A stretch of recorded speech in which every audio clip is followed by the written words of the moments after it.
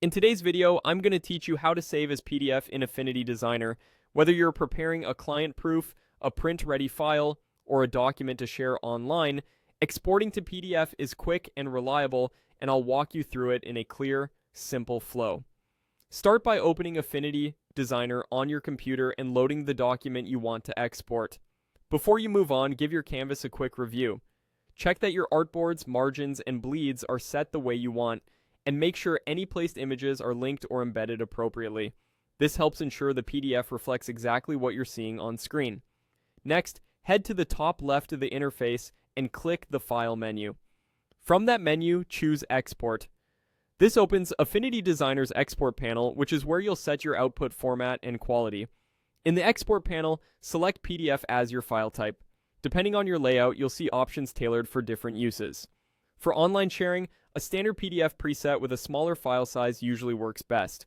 For professional printing, consider a print-focused preset that maintains high resolution, preserves vector data, and includes bleed and crop marks if your document requires them. If your printer has given you a specific standard like PDF X1A or PDF X4, you can select that here as well.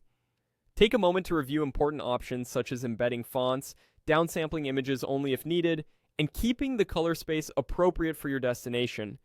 Typically RGB for screens and CMYK for print. If your project uses multiple artboards, you can export all or just the ones you need. Once PDF is selected and your settings look right, click Export in the panel. If you're prompted, choose a save location on your computer and give the file a clear, descriptive name so you can find it easily later. After confirming, Affinity Designer will generate the PDF using the settings you just chose. That's all there is to it. Open your document, go to File, choose Export, select PDF, adjust any preferences you need, and click Export. As a quick tip, it's a good idea to open the finished PDF and scan through it to confirm fonts, images, and colors appear as expected. If you're preparing a print job, double check that bleeds and crop marks are included and that nothing important sits too close to the edge. Thanks for watching. By following these steps, you'll consistently create clean, professional PDFs straight from Affinity Designer, ready for sharing, archiving, or high-quality printing.